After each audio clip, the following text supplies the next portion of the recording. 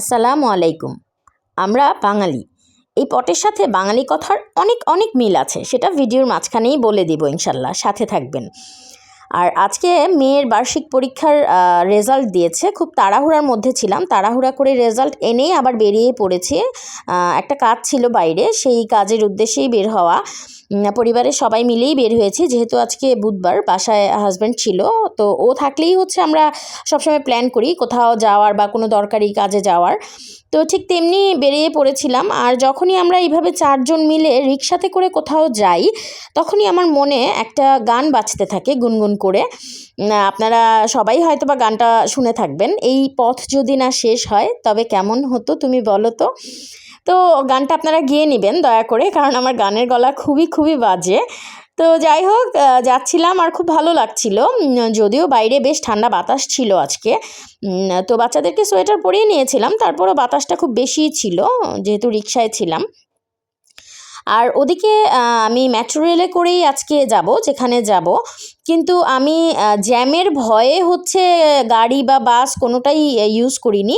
তো এমআরটি স্টেশনে এসেই আমি দেখি যেই লাউ সেই কদু, মানে এসেই আমি এত লম্বা লাইন দেখে আমার পুরো মাথা খারাপ হয়ে গেছে, কারণ লাইনের শুরু ছিল, কোনো শেষ আমি খুঁজে পাচ্ছিলাম না, মানে আমি পুরো সাপের মতো ঘুরছিলাম আর কি।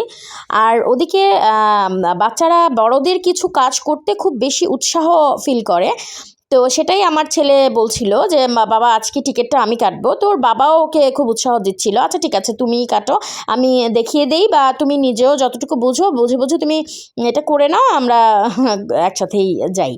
তো ছেলে হচ্ছে আজকে টিকিট কেটে নিয়েছিল, সেটা তো মানে খুবই খুশি ছিল। বাচ্চারা আসলে ছোটো ছোটো এই কাজগুলো খুব আনন্দ পায় বাচ্চারা, আমাদের আনন্দগুলো দেখে আমরাও আসলে খুব আনন্দিত হই, আমাদেরও খুব আনন্দ লাগে।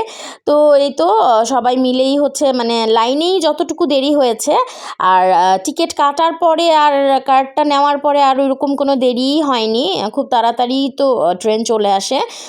লাইনটাতেই একদম মানে আমাদের খুব বাজে অবস্থা করে দিয়েছিল। তো আমাদের দেশে আসলে মেট্রো রেলটা আসলেই সোনার হরিণই বলা যায়, কারণ যেখানে আমার বাবা চাচারা সদরঘাট থেকে পায়ে হেঁটে তারা মহাখালীতে আসতো, সেখানে আমাদের দেশে মেট্রো রেলটা আসলেই সোনার হরিণ।